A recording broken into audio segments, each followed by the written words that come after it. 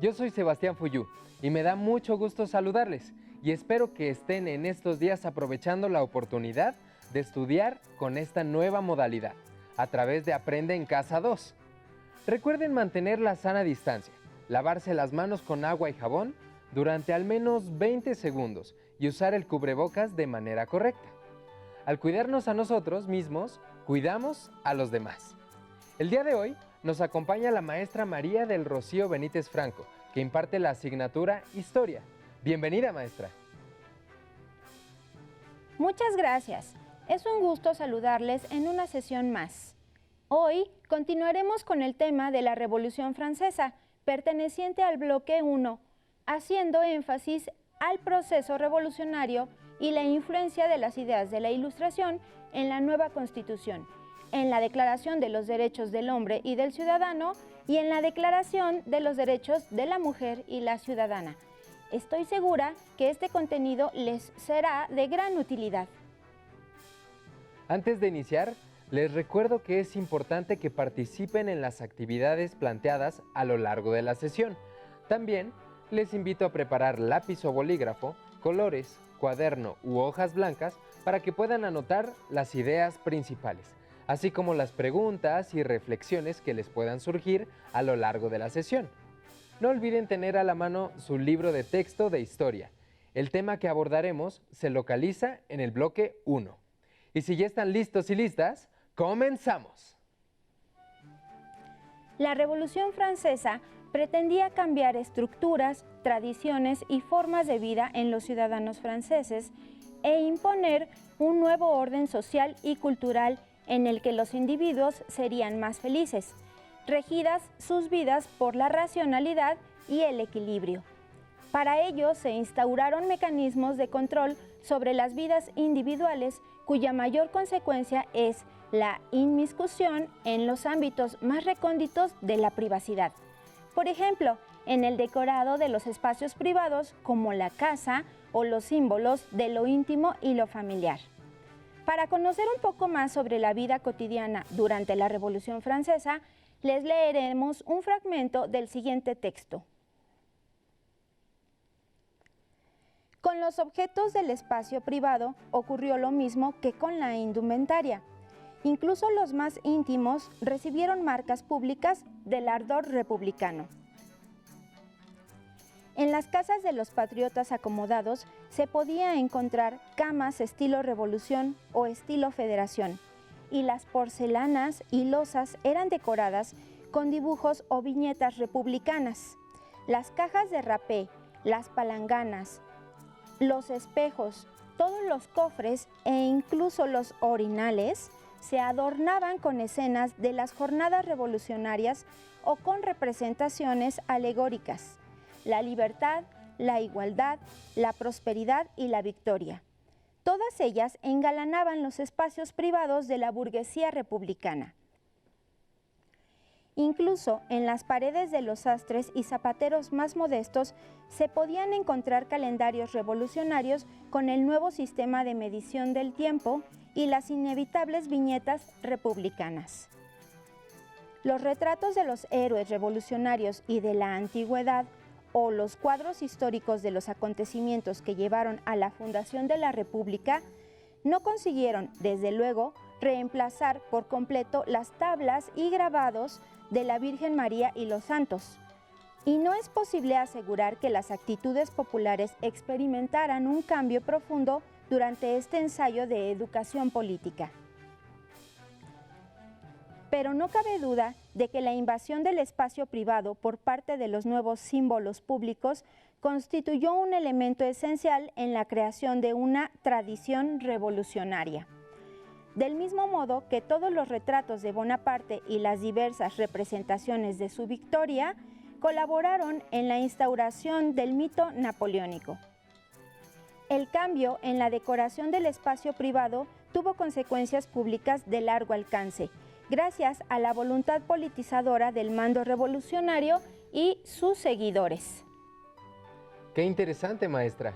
Muchas veces creemos que los hechos y procesos históricos solamente impactan en los ámbitos políticos o económicos, pero podemos ver que también influyen en la vida cotidiana. como lo describe la lectura. Efectivamente, a partir de la reflexión de la lectura, les invito a dialogar con sus compañeros o familiares qué ideas de la Revolución Francesa reconocen en la lectura, qué actitudes, valores, comportamientos o entornos domésticos cambiaron con la Revolución Francesa, qué ha cambiado o permanecido en la actualidad. Si no tienen respuesta para alguna de estas preguntas, no se preocupen. Seguramente las dudas se irán aclarando durante el desarrollo de la lección. Hoy veremos las etapas de la Revolución Francesa desde 1789 hasta 1799, pero para hacerlo les propongo las siguientes preguntas, que les servirán de guía a lo largo de la sesión. ¿Qué entienden por revolución y libertad? ¿Cuál fue el papel de la burguesía en la Revolución Francesa? ¿Cómo se reflejan las ideas ilustradas en la Revolución Francesa? ¿Qué ideas fueron la base para la Declaración de los Derechos del Hombre y del Ciudadano? ¿Cuál es la importancia del ejercicio responsable de la libertad y el papel de la legislación para la defensa de este derecho? Haremos un breve ejercicio de reflexión en casa y con el contenido de esta sesión responderemos poco a poco estas incógnitas. Para abordar el proceso de la Revolución Francesa, utilizaremos nuevamente una línea del tiempo y haremos la revisión de las etapas del movimiento en una matriz informativa. Distingámoslas en la siguiente imagen.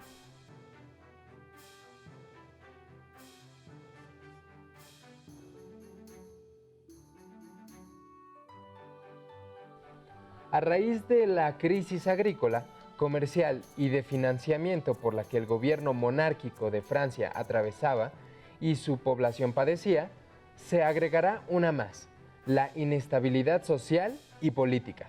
No obstante, el descontento de la población francesa se anhelaba una mejor calidad de vida, teniendo como base ideas libertarias que se difundían por las calles con ayuda de la clase social burguesa, la cual continuaba con la búsqueda de su ascenso al poder, argumentando para ello las ideas ilustradas sobre los derechos naturales del hombre, fomentando una alta identidad nacional con aspiraciones de libre pensamiento y expresión, y avivando la igualdad y fraternidad entre los pobladores. La primera etapa de la Revolución Francesa es de 1789 a 1791. En mayo de 1789, el rey Luis XVI convoca a un parlamento conocido como Estados Generales. El objetivo era atender y proponer acciones para la crisis que vivía el reino. Asistieron los representantes de los tres estamentos. ¿Los recuerdan? La nobleza, el clero y el tercer estado, o estado llano. Sí, exacto. Este último, el tercer estado, propuso que los otros dos estamentos pagaran impuestos y fueran restringidos sus privilegios, así como que se facilitara la libertad de libre mercado por parte de la corona y se estableciera un sistema de representación mediante el voto unipersonal para dar participación activa del tercer estado en la toma de decisiones del gobierno. Ante la negativa de la nobleza y el clero a pagar y ser limitados en sus privilegios, y obviamente la del rey a perder su derecho legítimo de gobernar, el tercer estado fue excluido definitivamente. Pero esto no impidió que se organizara en Asamblea Nacional el 17 de junio de 1789. Y para el 20 de junio propusieron hacer una nueva constitución que procurara los principios de libertad, fraternidad e igualdad, cuyo lema distingue y enarbola este movimiento revolucionario.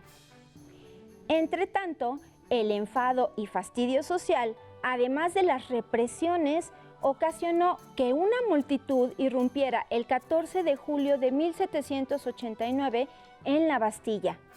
Este evento histórico genera un punto de inflexión en la historia de Europa y en el mundo, ya que simboliza la caída del antiguo régimen, la monarquía absoluta y despotismo ilustrado. La Asamblea Nacional hizo varias reformas para reflejar los ideales del liberalismo y la Ilustración. En agosto de 1789 se proclamó la Declaración de los Derechos del Hombre y del Ciudadano, la cual se inspiró en la Declaración de Independencia de los Estados Unidos de América. Sin embargo, estos derechos solo podían ser ejercidos por los varones.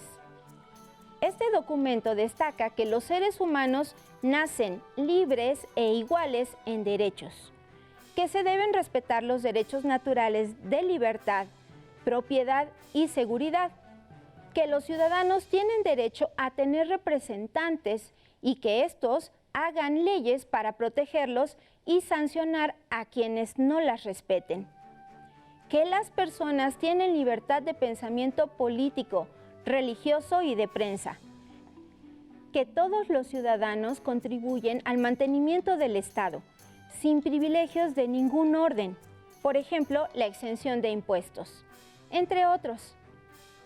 La Declaración de los Derechos del Hombre y del Ciudadano de 1789 marcó las garantías y derechos de las personas de su época. El 14 de septiembre de 1791 se promulgó una constitución que suprimió los privilegios de la nobleza y el clero, decretó la libertad de expresión, prensa y creencia, e instituyó la monarquía constitucional. Además, se convocó a las primeras elecciones libres en Francia para elegir una nueva Asamblea Nacional. El rey Luis XVI temía por la seguridad de su familia y la suya, por lo que en junio de 1791 huye con ellos para enfrentar desde el extranjero el movimiento de insurrección, pero son descubiertos en su intento y retenidos. Con tal pretexto, los revolucionarios desconocen la autoridad del rey por tal acto y le obligan a jurar la Constitución, con una nueva administración para el Estado, para las finanzas públicas y para la impartición de justicia. Este hecho determina y modifica para siempre la caída del absolutismo para dar paso a la monarquía constitucionalista, la cual no duraría mucho, ya que la recién erigida Asamblea Nacional Constituyente, convertida más adelante en la Convención Nacional Revolucionaria, proclamará la primera República Francesa. Sin duda, el surgimiento de la República Francesa provocó muchas reacciones en todo el mundo. ¿Qué sucedió con las otras monarquías europeas? Se suscitaron reacciones a favor y en contra. Para conocerlas, abordemos la segunda etapa de la Revolución Francesa, de 1792 a 1794. Después de elegir una nueva Asamblea Nacional, los gobernantes de Austria y Prusia estaban preocupados porque un gobierno popular y democrático podía amenazar sus monarquías. La Asamblea Legislativa declaró la guerra a Austria y Prusia en 1792, y estos últimos inician un ataque a Francia, lo cual genera que esta revolución salga del plano interno para convertirse en una defensa ante el exterior. Para conocer cómo reaccionaron los monarcas europeos a la Revolución Francesa, los invito a escuchar y a ver el siguiente video. Todos los seres humanos nacemos libres e iguales. Qué idea tan bonita, ¿no? ¿Pero alguna vez te has preguntado cómo se construyeron las ideas de igualdad, libertad y justicia que conocemos hoy en día? A lo largo de la historia se han dado grandes cambios políticos y sociales. Uno de ellos se dio a mediados del siglo XVIII.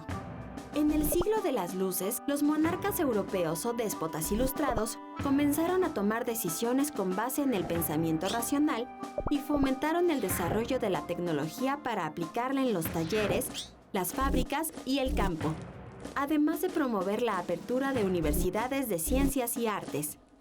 Estos monarcas adoptaron como estrategia las ideas de la Ilustración para mantener sus privilegios e intentaron armonizar la tradición con la novedad. En Francia, comenzó a utilizarse la frase «todo para el pueblo pero sin el pueblo», para describir a los déspotas ilustrados.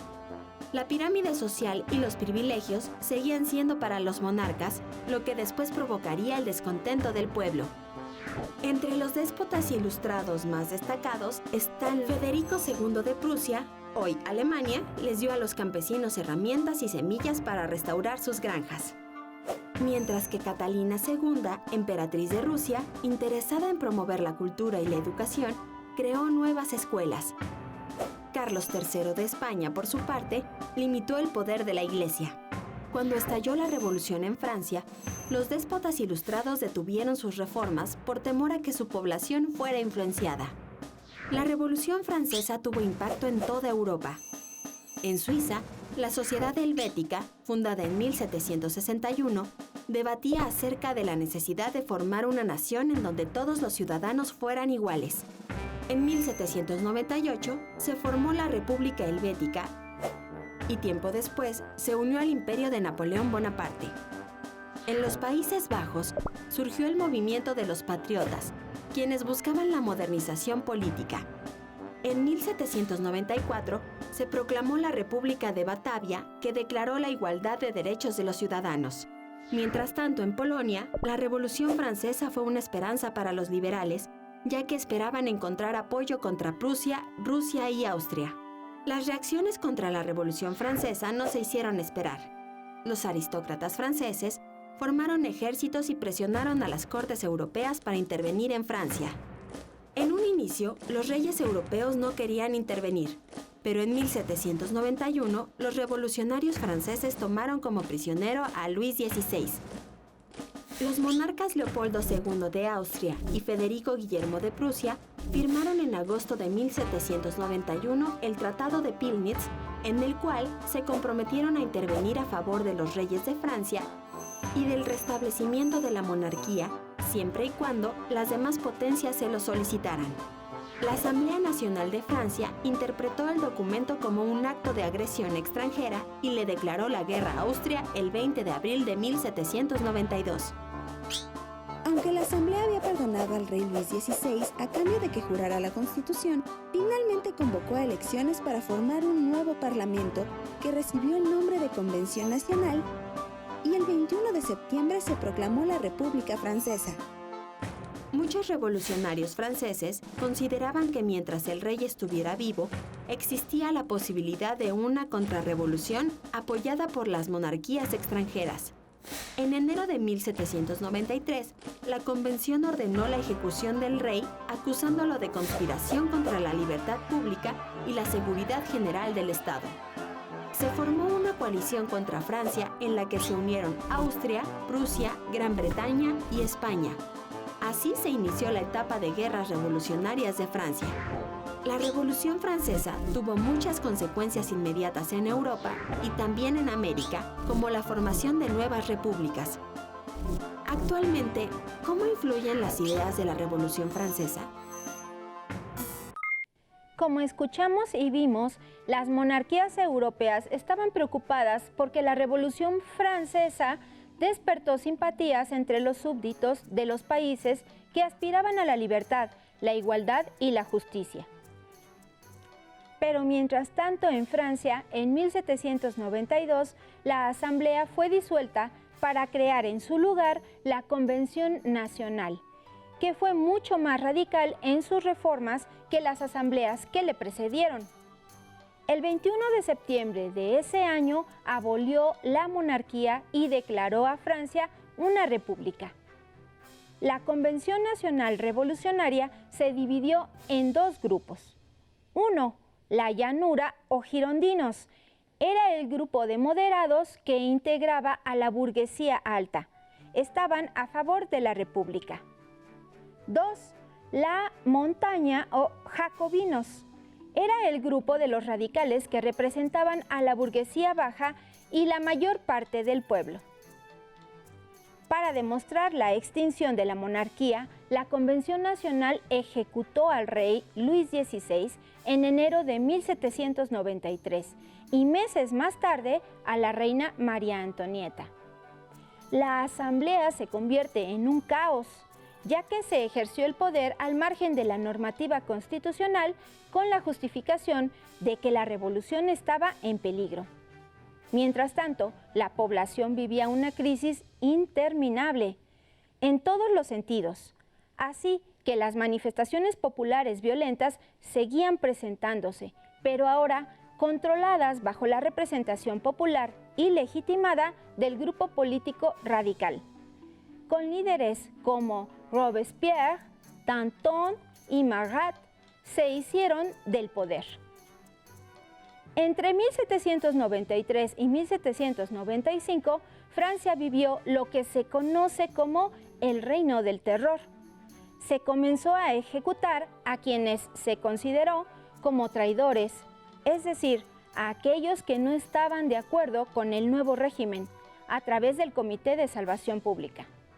Durante este periodo, miles de personas murieron en la guillotina. Por ejemplo, la feminista precursora en Francia, Olympe de Gouges, sentenciada a la guillotina en 1793 por la sección radical, al haber criticado a la Convención Nacional, pero en 1791 redactó un documento, la Declaración de los Derechos de la Mujer y la Ciudadana. Este documento aludía a la imperiosa necesidad de que los derechos que ejercían los hombres en la Declaración de Derechos del Hombre y del Ciudadano, emitida en 1789, también debía reconocer los derechos de las mujeres, ya que ellas también habían aportado mucho durante la primera etapa de la Revolución. Pero la ley no lo permitía. Así que criticó la pena de muerte y defendió una monarquía moderada. Fue llevada a la guillotina. La Declaración de los Derechos de la Mujer y la Ciudadana sentó un precedente para el movimiento femenino en Europa y el mundo, efecto que hasta nuestros días sigue en pie, persiguiendo el respeto y la equidad de género. La sección radical impuso una política de anticipaciones económicas y sociales, pero esto no detuvo la resistencia de los moderados y la rebelión. En medio del caos, los líderes se enfrentaron unos contra otros. Tanto Danton como Robespierre, impulsor del Reino del Terror, fueron ejecutados en 1794. La gente reaccionó contra los radicales y los impuestos especiales para sostener la guerra, la especulación y el aumento de los precios, el racionamiento, el estancamiento de los salarios y la apropiación de cultivos y provisiones. Se exigió orden, paz, seguridad y la promulgación de una nueva constitución. Es entonces cuando inició la tercera etapa de la Revolución Francesa, de 1795 a 1799. En 1795 se redactó una nueva constitución en que el gobierno republicano se confió a un directorio. Se le conoció así porque se definió la figura de 5 directores encargados del poder ejecutivo y el legislativo en 2 cámaras, la de los 500 o Cámara Baja y la de los senadores o Cámara Alta. El directorio buscó un gobierno colectivo y de orden social en el que la alta burguesía y el grupo revolucionario se apegaba nuevamente a las ideas de la Ilustración y el liberalismo, aunque de una forma violenta. El directorio requirió modificaciones en la Constitución y el apoyo militar que sustentaran su función y orden, pero también sus acciones, como la represión a obreros y grupos inconformes que quedaron fuera de los beneficios de la alta burguesía. Esto genera un desánimo de la población por la indiferencia del nuevo gobierno, además de que en el directorio se empezó a formar corrupción percibida por el pueblo y la alta burguesía. Es así como surge de la milicia la figura de Napoleón Bonaparte, un gran estratega militar que el 9 de noviembre de 1799 llevó a cabo un exitoso golpe de Estado que derrocó al directorio y se nombró cónsul. Napoleón Bonaparte impondrá una dictadura militar y conseguirá expandir el territorio francés mediante constantes luchas contra las monarquías de Inglaterra, Austria y Rusia, así como las estrategias militares emprendidas contra Turquía y Nápoles. Francia consiguió una relevancia mundial y una paz temporal, pero también muchos enemigos contra la nación. Napoleón se volvió el nuevo emperador francés con el apoyo del Vaticano y el grupo social fortificado económica y políticamente de ese momento, la alta burguesía. Así dará inicio una nueva etapa en la historia de Francia, el imperio napoleónico, que traerá una estabilidad política, económica y de orden en el espacio público del Estado, a cambio de la pérdida de la democracia tan buscada durante el proceso de la Revolución Francesa. Pero esa es otra historia. Ahora que ya conocemos el contenido del proceso de la Revolución Francesa como un ejemplo de una revolución liberal, con todo lo anterior podrán retomar las preguntas que se plantearon al inicio de la sesión y reflexionar sobre ellas. ¿Qué entienden por revolución y libertad? ¿Cuál fue el papel de la burguesía en la Revolución Francesa? ¿Cómo se reflejan las ideas ilustradas en la Revolución Francesa? ¿Qué ideas fueron la base para la Declaración de los Derechos del Hombre y del Ciudadano? ¿Cuál es la importancia del ejercicio responsable de la libertad y el papel de la legislación para la defensa de este derecho? Este tema lo podrán encontrar en su libro de texto Bloque 1, en el apartado Revoluciones, Burguesía y Capitalismo. También podrán consultar otras fuentes bibliográficas digitales y audiovisuales que tengan a la mano. Les pido que con base en lo que han aprendido, subrayen las ideas principales en su libro de texto. Ahora que ya reconocemos el proceso revolucionario y la influencia de las ideas de la Ilustración en la nueva Constitución, en la Declaración de los Derechos del Hombre y del Ciudadano y en la Declaración de los Derechos de la Mujer y la Ciudadana, les invito a que todo este contenido lo aprovechen para integrarlo a su noticiero, que es la actividad propuesta para el reto de la semana. No olviden invitar a su familia a compartir sus propias aportaciones. Listo, terminamos, pero aún nos queda mucho por explorar y descubrir. Les pedimos que sigan en sintonía con nosotros y continúen llevando a cabo todas las medidas de higiene para que rápidamente podamos estar en la escuela de regreso. Así que nos vemos pronto aquí en Aprende en Casa 2. ¡Hasta la próxima! Si tienes dudas o necesitas ayuda, llama al Centro de Apoyo Pedagógico a Distancia. El número de teléfono para secundaria es el 55 36 01 71 23. Si requieres consultar los libros de texto en versión digital, recuerda que los puedes encontrar en la página conalitec.cep.gov.mx. Y recuerda que también cuentas con el sitio aprendeencasa.cep.gov.mx, en donde podrás ver nuevamente los videos de los programas y además encontrarás actividades para fortalecer tus aprendizajes.